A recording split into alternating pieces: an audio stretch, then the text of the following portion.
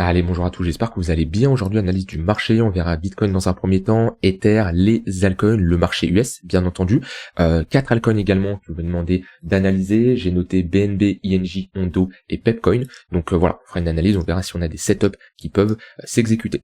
Avant que je commence l'analyse, je vous rappelle, il vous reste maintenant que 4 jours pour profiter des 200 € offerts sur le programme Devenir Trader. Si tu veux un programme complet et un accompagnement pour créer ta propre stratégie de trading, bien maîtriser l'analyse technique, comprendre le marché, bien gérer ton risque, trader dans un range, trader dans une tendance, être autonome, savoir améliorer ta stratégie, bien maîtriser la psychologie de marché, bien maîtriser tes émotions et j'en passe. Je te partage même des stratégies de trading que moi j'ai backtesté de mon côté qui sont rentables. Est-ce que j'en ai une? Voilà, j'ai ici un fichier tout simplement qui représente plus de 220 trades sur une stratégie de trading que je te partage à l'intérieur et je suis d'ailleurs en train actuellement de backtester une autre stratégie qui est un peu plus complexe, donc ça me met un peu plus de temps, mais ça sortira sûrement dans les prochains mois. Donc voilà, tu as toutes les informations en cliquant sur le premier lien en description, que ça soit également avec les bonus, c'est un programme qui évolue dans le temps au fur et à mesure que le marché évolue, bien entendu, donc des mises à jour gratuites à vie, un accès au groupe privé avec l'ensemble des traders qui ont suivi le même programme que toi,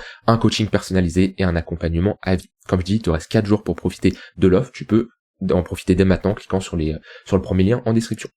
Alors, je commence bien sûr par le Bitcoin. On a eu du coup notre réaction acheteuse hier avec une clôture daily intéressante. Le fait de ne pas avoir clôturé en dessous des 78 000 $, c'est vraiment un niveau où je voulais pas voir une clôture daily en dessous. Et comme je dis, pour moi, cette latéralisation en daily est ressemblante, est similaire à ce range-là. C'est-à-dire des sommets de plus en plus bas ici et des creux de plus en plus bas, mais à chaque fois qu'on vient prendre la liquidité, c'est-à-dire qu'à chaque fois qu'on vient chercher le plus bas creux, ici, on a immédiatement une réaction acheteuse. Et pourquoi pas avoir un début d'année, milieu d'année 2025 jusqu'à peut-être septembre, parce que l'été arrive dans quelques mois. L'été en général, il y a très peu de volatilité sur les marchés. Donc pourquoi pas rentrer dans un range un peu plus long comme ça veut dire qu'on pourrait réintégrer la value area low, revenir chercher le poke, voir la value area high ici pour refaire un creux plus bas et immédiatement avoir une réaction acheteuse. En tout cas, ce qu'il faut surveiller, c'est que dès qu'on vient chercher ces creux, et ici on le voit, on l'a fait ici, on est venu chercher ce creux-là, bonne réaction acheteuse, on est venu chercher ce creux-là, bonne réaction acheteuse, et maintenant il faudra voir si on retourne chercher ce creux-là, si on a à nouveau une bonne réaction acheteuse. Pour le moment, sur le Bitcoin, on est dans un range, d'accord? Alors on est sorti du plus petit range que je vais redessiner ici. Voilà, on le voit bien, hop, je vais bien le tracer, on est sorti de ce plus petit range où on a notre value area low qui se situe vers les 81 500 $, et on est dans un plus grand range avec une borne basse globalement vers les, selon moi, 78 000 $ et une borne haute vers les 95 000 $, mais plutôt un range ici en daily, c'est normal, on a fait ici une déviation H4 réintégration. Donc comme je l'ai dit, et c'est ce qu'on fait actuellement ici sur du plus petit time frame, on fait un peu du ping-pong entre ces deux bornes, c'est-à-dire 78 000 $ et notre précédente value area low, qui est censé faire office de résistance maintenant, qui est un bon point de repère pour éventuellement chercher des shorts. En plus, on a une bonne confluence ici avec le tunnel H4. Sur du court terme, on est en train de consolider ici au niveau du tunnel 15 minutes. On voit qu'on avait un tunnel 3 minutes qui lidait bien la tendance sur du court terme jusqu'à temps qu'on le break. Et actuellement, on est à nouveau ici dans un plus petit range. On voit que le 15 minutes est plat. Idéalement, on peut chercher des shorts si on a un retour vers les 81 200 $. Donc voilà, BTC qui a pas autant de volatilité que les altcoins, notamment sur Ether qu'on va voir après, qui a bien subi la baisse sur les derniers jours. Mais bon, comme je dis, on a quand même connu une bonne baisse sur le Bitcoin. Il y en a beaucoup qui ont paniqué. Je pense qu'on a fait capituler pas mal de monde. Comme je dis, moi, sur du spot, on revient chercher des premiers niveaux qui sont intéressants. Dites-vous, sur le Bitcoin, il y a très peu de chances qu'on commence à se prendre des moins 80, moins 90%. On l'a eu dans le passé, et c'est une réalité. C'est-à-dire que historiquement, BTC a connu des retracements très violents, déjà de 2017 au bottom 2018, moins 83%. Ici, c'est un moins 77 à peu près. Voilà. Pour moi, plus le temps passe et plus les baisses sur le Bitcoin seront beaucoup moins importantes. Automatiquement, c'est un actif qui devient plus mature avec beaucoup plus de liquidité, l'entrée des institutions via les ETF. Donc oui, il pourra connaître des baisses, et il peut très bien connaître un moins 50%, ça me surprendrait pas. Mais voilà, je le vois pas aller chercher du moins 75, moins 80%. Le grand max du max, aller un moins 60%, et on serait sur une mèche, ça m'étonnerait qu'on aurait de l'installation. C'est pour ça, je vous l'ai dit, mes deux gros niveaux clés sur BTC, c'est 72 000 $ et 50 000 $. Ce qui veut pas dire qu'on va aller à 50 000 $, mais ce qui veut dire que j'aurai du cash au cas où on y va. Maintenant, pour du trading pur, pour moi ici, c'est du trading de range. C'est-à-dire que on n'oublie pas qu'on est dans une pression qui reste baissière. On le voit bien ici, si je mets cette trendline, et ben on fait toujours des sommets de plus en plus bas. Donc ça nous témoigne quand même que la dynamique est forte. Et de toute façon, même en mettant également des moyennes mobiles, on voit bien qu'on a un tunnel H4 qui fait toujours office de résistance. Maintenant, à partir de ça, on sait que les ranges et les creux ont plus de chances d'être cassés et revisités. C'est-à-dire que là, pareil, je vous l'avais dit la dernière fois que ce creux-là avait plus de chances d'être revisité que ce creux-là. Et bien ici, ce creux-là a toujours plus de chances d'être revisité que ce creux-là, parce que on est dans une dynamique qui est baissière. Maintenant qu'on a comme ça des prises de liquidité et réintégration, rien n'empêche de prendre un long avec une zone d'invalidation sous le creux-là pour revisiter au moins le poke, voire le haut de range. Je reprends cette charte-là, vous voyez, ce range qui est très bien défini. Si on réintègre la value réelle haut, on aura de grandes chances de revenir chercher le poke, qui est un niveau très important, que ça soit d'un point de vue résistance, mais également au niveau de l'action du prix. On voit que c'est un niveau où on a touché pas mal de fois, ce niveau-là des 84 500, 700 $, qui est un bon TP partiel si on a cherché des longues, et idéalement l'extrémité opposée. Mais sachant qu'on est dans une dynamique baissière, je renforcerai bien ici mes TP, parce que rien ne nous dit qu'on va revisiter ce niveau-là au vu de la trend qui est baissière. Maintenant, c'est vrai que sur les indices, en marché US, on a bien pris cher, on peut s'attendre à un rebond. Automatiquement, si on a un rebond, on pourrait avoir un rebond sur le Bitcoin. C'est surtout le marché US qui a pris extrêmement cher ces derniers jours, et on voit que le Bitcoin a plutôt bien résisté. Il a déjà bien retracé, en plus, allez, plus 10% au plus haut, mais bon, automatiquement, vu que les cryptos ont beaucoup plus corrigé que le marché US ces dernières semaines, ces derniers mois, on va dire que le marché US a compensé et a rattrapé son retard, même si j'aime pas dire ça, on peut le voir comme ça. Maintenant, c'est vrai que moi je verrais plutôt comme quoi il y a eu moins de vendeurs sur les cryptos au vu de la baisse qui a eu lieu juste avant, et c'est intéressant de voir qu'on a un Bitcoin qui est résilient malgré qu'on a un marché US qui baisse. Parce que si on compare ici le SP500 avec le BTC, on voit bien que on a quand même une charte qui reste fortement corrélée, c'est-à-dire que lorsqu'on a ici un S&P qui monte, on a également un BTC qui monte, le S&P qui rentre dans un range, Bitcoin qui rentre dans un range, le S&P qui baisse, Bitcoin qui baisse. Sauf que là, depuis un moment, on était ici pareil dans une petite conso sur le S&P, le Bitcoin également, et là on a une forte baisse, sauf que le Bitcoin a, oui, corrigé, mais très légèrement. On voit bien que ce creux-là sur le S&P, c'est ce creux-là sur le BTC. Là, sur le BTC, on est venu le revisiter. Sur le S&P, on l'a carrément cassé. Donc, ça nous montre que, en ce moment, on a quand même des cryptos qui sont plus fortes que le marché US. Et là-dessus, c'est quelque chose qui est encourageant. Je parle pas de toutes les altcoins, bien sûr, il y a des altcoins qui ont pris extrêmement cher. Je parle ici surtout du Bitcoin, mais ça nous montre que potentiellement, on a de la demande. Alors, ça veut dire quoi? Ça veut dire soit on a eu énormément de vendeurs, mais on a eu une bonne demande en face, donc ça veut dire qu'on a eu de l'absorption, il y a eu une contrepartie, ou alors au contraire, on a eu très peu de vendeurs. Dans tous les cas, ça nous montre que c'est plutôt pas mal. Plutôt pas mal, ça veut pas spécialement dire que ça y est, c'est reparti, to the moon, non. Mais ça veut dire que déjà, on arrive sur une zone où il y a de la demande. Et de toute façon, je vous l'avais dit, cette zone-là, c'est un niveau clé, d'accord? On avait vu pourquoi, parce qu'on était sur des retracements pertinents, un précédent ici, sommet, qui est tout simplement notre gros range qui a duré de mars à novembre 2024. On est sur le premier arrêt de Fibonacci. Voilà, c'est une zone pertinente, et c'est pour ça que moi, j'ai des ordres ici qui sont faits exécuter. Voilà de mon côté sur le BTC. Au niveau d'Ether, Ether qui reste plus faible que le BTC, il y a de quoi faire de la continuation de tendance lui depuis même un moment. Ici on voit bien que la trend est baissière, Ether a pris beaucoup plus cher que le Bitcoin. Maintenant sur du long terme, on en a parlé hier, c'est pour ça que je m'attarde pas trop sur le long terme dans cette vidéo, mais on revient chercher des niveaux intéressants. J'ai vu un post sur Twitter pertinent de quelqu'un qui disait Ether revient chercher son niveau de 2018. Et il comparait comment était Ether en 2018 et comment est Ethereum maintenant en 2025, soit 7 ans après.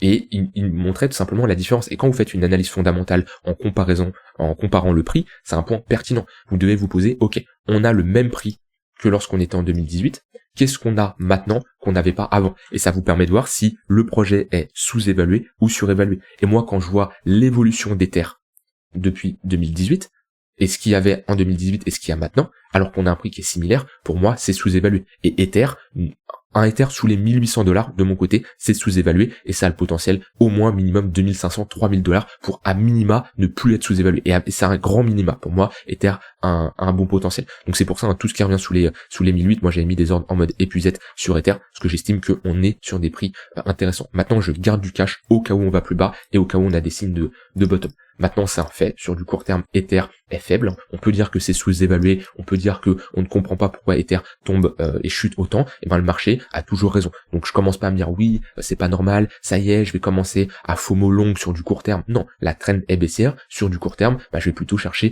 des shorts. On le voit bien que le 15 minutes fait office de résistance, le 1 heure également.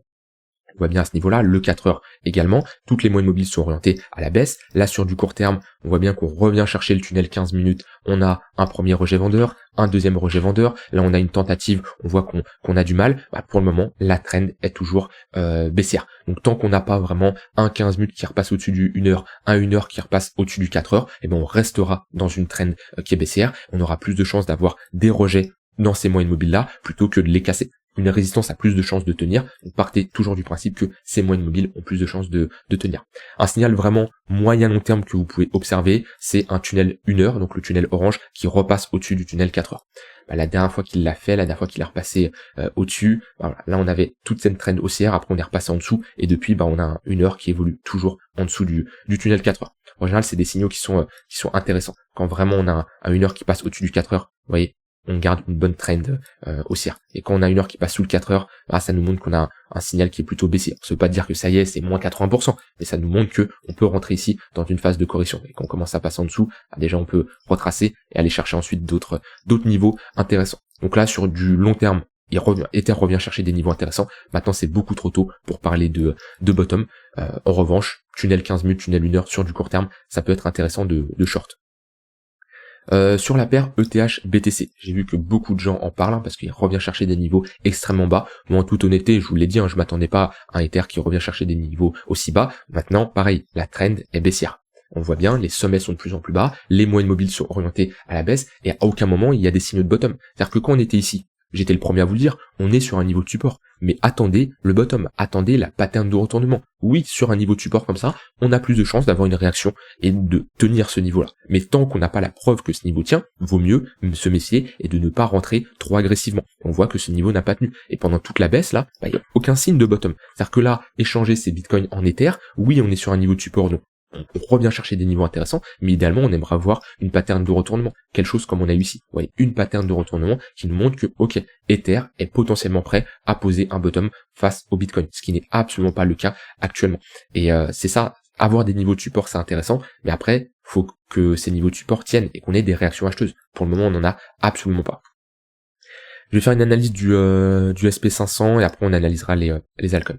Alors, SP500, qui retrace, on a un rebond, c'est absolument pas surprenant, et attendez-vous d'avoir des plus 2, plus 3, peut-être plus 5% sur le SP500, au vu de la volatilité qui est énorme. Donc c'est normal d'avoir des rebonds. Et il faut pas commencer à se dire, ça y est, c'est reparti, to the moon, parce qu'on a un rebond. Non, c'est normal, comme je vous l'avais dit ici, lorsqu'on a eu cette baisse-là, je vous avais dit, le S&P 500 peut totalement retracer, avoir un rebond aussi, c'est normal, et une dynamique, c'est des creux des sommets de plus en plus bas, mais on a quand même ici des phases aussi. Donc pour ça, on prend un Fibonacci, on regarde sommet le plus haut, creux le plus bas. Voilà, les 0,382, c'est un premier point intéressant. Je peux prendre un deuxième Fibonacci si je veux faire du plus court terme en reprenant ce mouvement-là. Idéalement, j'aime bien avoir des confluences. Voilà, on voit qu'on a des confluences entre les 0,382 et les 0,5 retracements de ce mouvement-là. C'est un niveau pertinent. Ici, et on a le tunnel 1 heure. Donc idéalement, si je peux tracer ma zone ici, qui est là, tac, je peux supprimer ça. Idéalement, si on a un retracement dans les prochaines heures, là on a le marché US qui va ouvrir dans 1 heure à peu près. Si on va chercher le tunnel 1 heure, ça serait un niveau intéressant pour potentiellement prendre des shorts. Mais attention à ne pas laisser influencer par la performance seule d'un actif en se disant ça y est, plus de pourcents, c'est to the moon. Non, on reste dans une dynamique baissière, c'est normal d'avoir des phases de retracement. Donc pour le moment, pas de signe de bottom, même si on revient chercher des niveaux intéressants. Comme je dis, à partir du moment où on prend un moins 20%, aux États-Unis, il commence à dire de bear market. Pour moi, il n'y a rien qui dit que c'est un bear market, parce qu'un bear market, c'est une tendance qui est baissière, pas spécialement un moins 20%. C'est pour ça qu'on revient chercher des niveaux de support, et historiquement, commencer à acheter après des moins 20%, ça redevient intéressant. Alors les altcoins que je vais demander d'analyser. On m'a demandé ici BNB. BNB, c'est une crypto qui est forte. Honnêtement, c'est une crypto qui est résiliente. Alors, c'est pas la crypto qui va vous faire un x10, mais c'est pas la crypto qui va nous prendre un moins 80%. Et si je compare ici BNB USDT divisé par BTC USDT, on voit qu'on est dans un range. Et si vous comparez des altcoins face au BTC, la plupart se font défoncer. On l'a vu avec Ether, on l'a vu avec d'autres cryptos, je prends Sol USDT divisé par BTC USDT. voilà, seule depuis un moment, elle se fait défoncer. Elle est dans une dynamique qui est baissière, alors que BNB est résilient. Ce qui nous montre que il y a pas spécialement de force vendeuse à l'intérieur de ce range-là. Hop.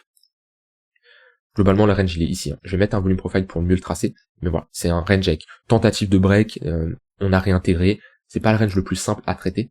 Mais ici, si je mets un volume profile, voilà, globalement, notre value area low, qui se situe entre les 500 70 $, et notre value area high qui s'étend jusqu'aux 640 $. Donc après, là, c'est du trading de range. Quand on vient chercher les extrémités basses, c'est des niveaux intéressants pour chercher des achats, pour revisiter l'extrémité opposée. On n'a pas une grosse amplitude de ce range là, mais un plus 20%, il y a de quoi prendre des trades sur du swing et chercher des TP sur l'extrémité opposée. Donc BNB1 qui consolide proche de son précédent ATH, il n'y a pas spécialement de signaux de dégradation. On reste quand même dans une trend qui est haussière. On voit qu'on a un tunnel daily qui est plat, qu'on a break et qui fait office de résistance. Je vais mettre le tunnel 3 jours pour voir ce que ça nous donne. Tac, on est pile dedans. Voilà, on est pile dedans, donc le tunnel 3 jours qui nous permet d'avoir encore plus la trend beaucoup plus long terme. On le voit ici, lorsqu'on a eu le tunnel daily qui a break, on est venu faire support sur le tunnel 3 jours. Et qu'on a perdu le tunnel 3 jours, le daily qui a cross le 3 jours à la baisse, là on voit qu'on est rentré dans un plus gros range et c'était notre bear market. Donc voilà, pour moi, la trend long terme reste haussière. C'est intéressant ce qu'il est en train de nous faire. Il y a peu de chances qu'il performe seul de son côté si les autres cryptos ne performent pas. Mais pour le moment, il n'y a pas de signe de dégradation sur du long terme. Et sur du moyen terme, on va plutôt chercher des achats sur la borne basse. INJ. Alors INJ, j'en ai déjà parlé il y a un moment, que c'était une crypto qui était pas très jolie.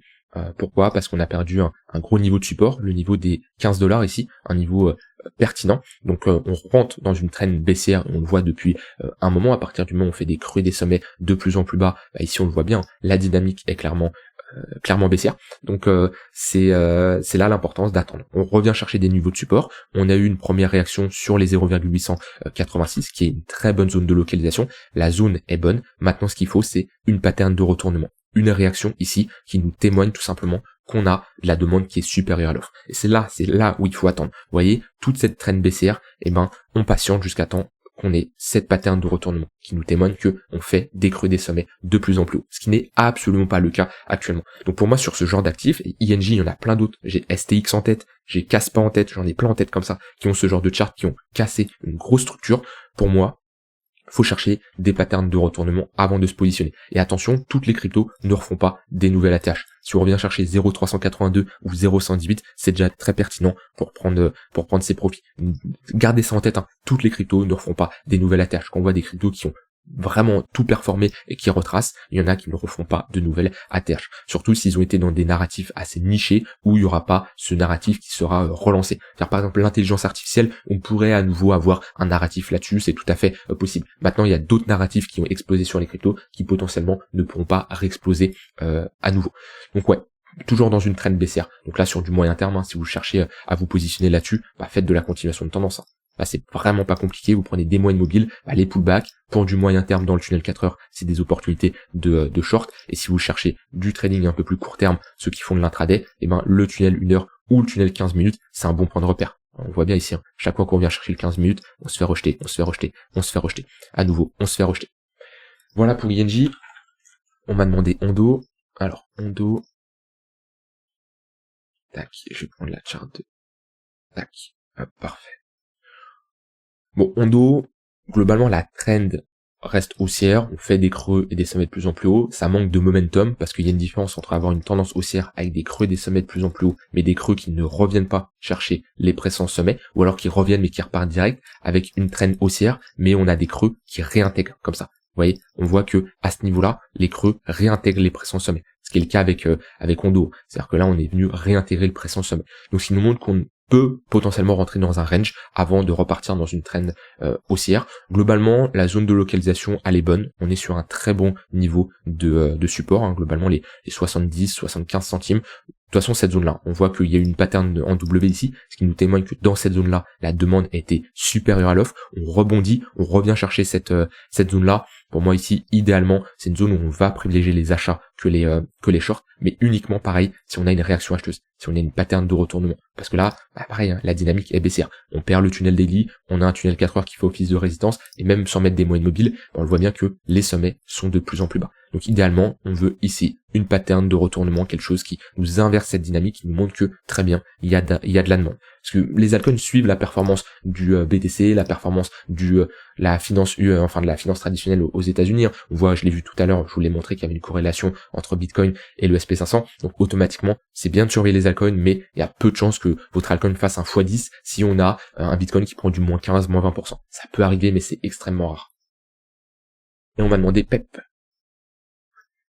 PEP qui corrige, qui bon, de toute façon vous le savez que c'est un meme coin, hein, c'est purement spéculatif et il y a rien derrière, donc voilà, c'est méfiance quand vous investissez comme ça sur du long terme. Pour moi il y a eu le narratif meme coin, c'était intéressant pour faire de l'argent, j'ai envie de dire, mais maintenant commencez pas à hold du PEP coin en vous disant dans 10-15 ans ça va toujours être là. Il pourra peut-être être là comme Dogecoin, comme SHIB qui ont toujours été là. Maintenant, voilà, soyez quand même méfiants.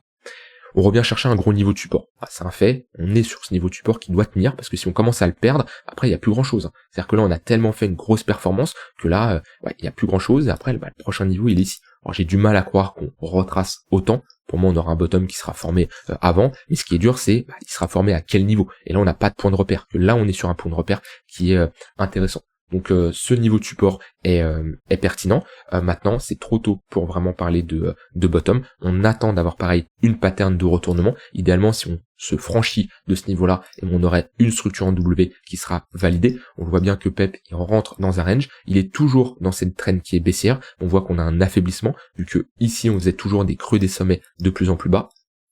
Hop, si j'arrive à dessiner, tac.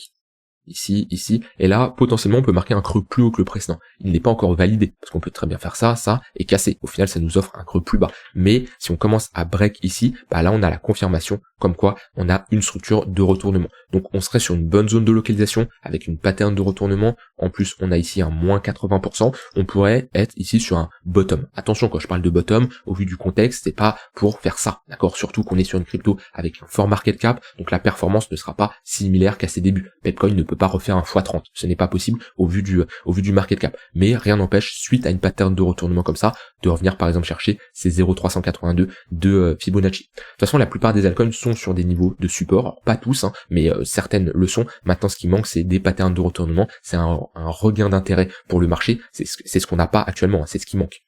Voilà, rien d'autre à ajouter. Comme je dis, soyez prudents, on va voir l'ouverture du marché US qui va arriver. Je suis pas spécialement bearish, surtout après de la grosse baisse qu'on a eue sur le marché US. Et en général, quand les médias commencent à en parler, on voit ça passe partout. Même des gens qui ne sont pas, que ce soit vos proches, vos familles, qui ne sont pas du tout dans la crypto, ni même dans la finance traditionnelle, et qui commencent à vous parler de ça. Ah oui, vous avez vu ce qu'a fait Trump, oui, vous avez vu. Et bon, c'est que on commence à avoir un intérêt global. C'est souvent dans ce genre de phase qu'on peut poser des bottoms locales, des bottoms temporaires. Je parle pas de bottom définitif. Voilà, je parle pas de bottom définitif, pour l'instant c'est beaucoup trop tôt. Je vous laisse avec ça, rien d'autre à ajouter. Si vous voulez vous former, profiter des 200 € offerts, vous pouvez cliquer sur le premier lien en description en rejoignant le programme Devenir Trader. Si vous avez des questions, vous pouvez me poser vos questions ici, vous cliquez ici, vous me posez votre question et je vous répondrai rapidement. Je vous laisse avec ça, je vous souhaite une très bonne fin de journée et je vous dis à demain pour une prochaine vidéo. Bye bye.